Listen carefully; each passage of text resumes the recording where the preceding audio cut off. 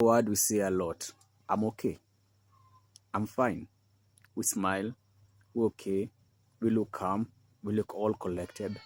But in real sense, everything is falling apart. You have an entertainer or a performer. Let's say it's an actor or an actress. And let's say, for example, let's start with an actress. She's performing, does an amazing film or whatever play or whatever it may be. Congrats. Everybody is applauding her.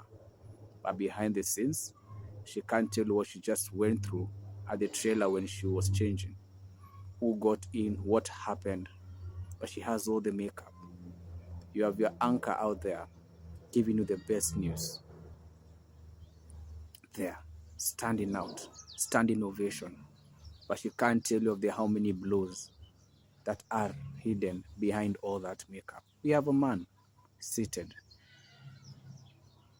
giving the best advices, but you do not know that already his life is falling apart. Maybe his parent is ill, the wife is ill, children, or an auctioneer is coming to take something. And maybe he never even got involved in anything that would have led the auctioneers. Maybe it was the health of their partner or their child. And now their house is being auctioned. I know of many stories of many people. You look at them, they're fun. I recall one whereby I was working for a company. There I am, HR. Everybody who has this name, you're HR. So everyone's like, wow. But what no one knew is I was literally almost homeless. The house I was in, the rental I was in, the landlord and the caretaker had stolen some stuff from me. So I'd raised an alarm. I'd also lost clothes in a hanging line by one of the neighbors. Yeah, someone's wife took my vest and gave to the husband. Yeah, dramas. And anyway, now I'm like, I can do this. So I started looking for a new home. The place I was looking for, the person I sent, found everything. But the last minute, house was gone. Now I only had 2 days, no 3 days. And those 3 days I go to work, I smile, everything is okay, I'm sorting every issue, but I'm about to be homeless.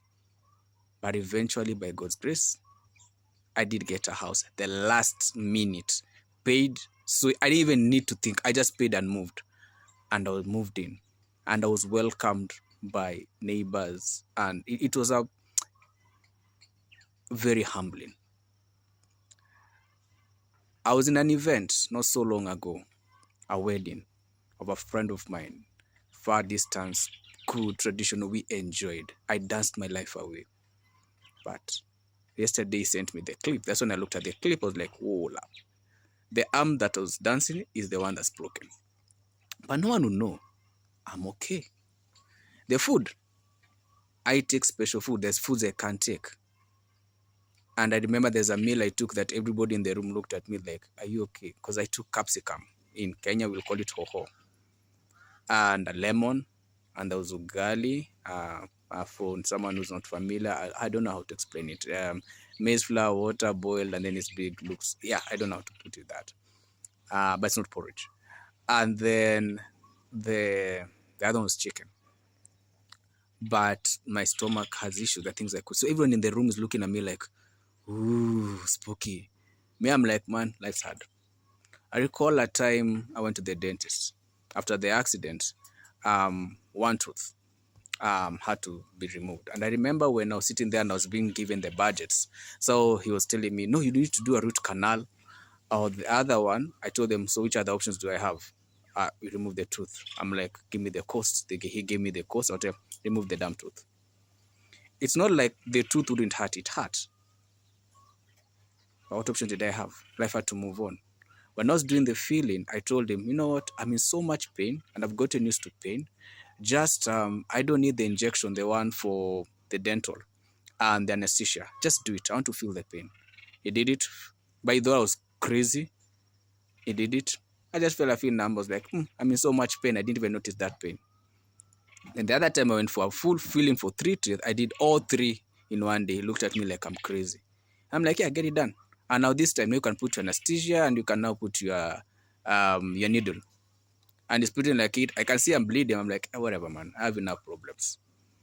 I become so numb to pain from childhood. I mean, not so long ago, I went home after visiting my friend. I went up country. So my dad, and my childhood has been violent through him. I've been thrown from one wall, kicked, beaten.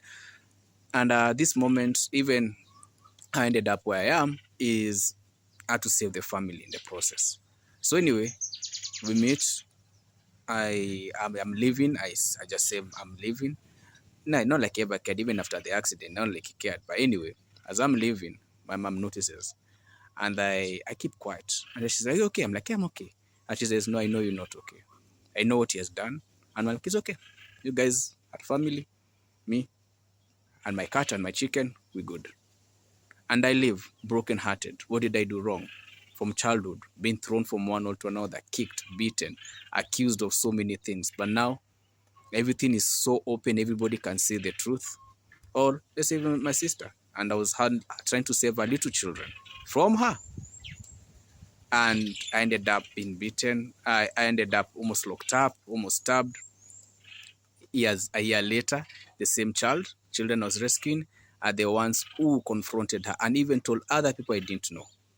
And now they look at me as their dad.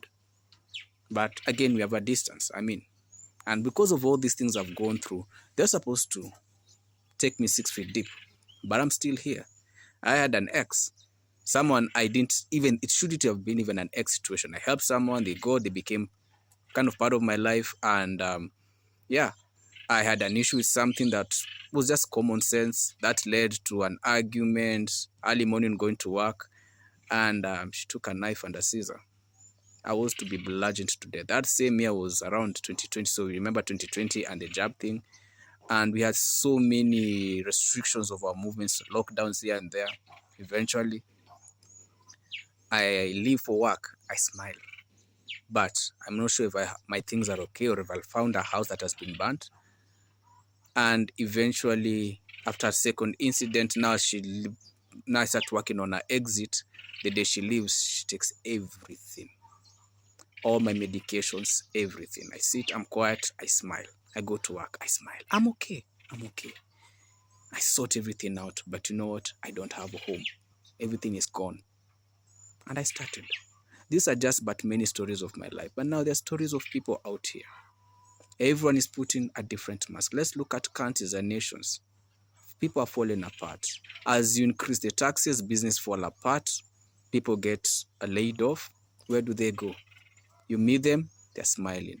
You meet a man or a lady, every day they are going to work, but you know they go to sleep at the park. You think it's a joke? Go look at some of these parks.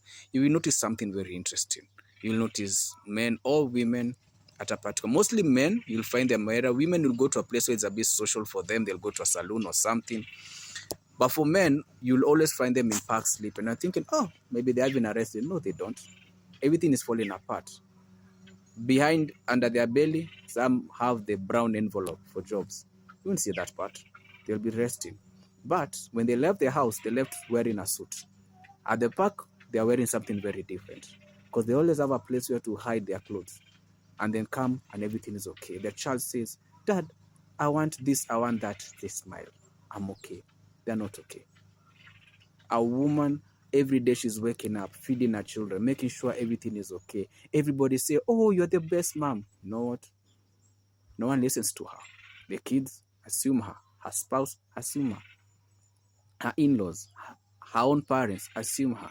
She is hurting deep down. There are things she just doesn't want to do.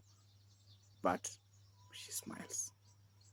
Your country, some countries, now we have the mass immigration, legal immigration, all those words. Your politician says, you know what? We will deport them, we will do ABCD. Or really, when they have a problem and every government wants to hide the problem of what they did. So one steal, the other one steal, the whole game. And then the legal are told, we promise you, we're going to get something. The legal are told, we promise you the documents received. And the residents or the citizens are told, we promise you. You know what? All these three people have been promised. You know what's going to happen? They'll all be fighting for the little crumbs, social welfare, all those things. Leave the door. The government says, I made a promise. Next politician comes, I'm promising. The thing is, we say we are fine, but we're not. I'm not saying the things are going to get better. No, they're not. not at the way I'm looking at life at this point, but do what you can. Love yourself enough to know what is okay, what's not okay. But don't allow the condition of this world make you a cold-hearted person. Nah. Love yourself enough to know this I can handle, this I can't. It is what it is. Have a nice one.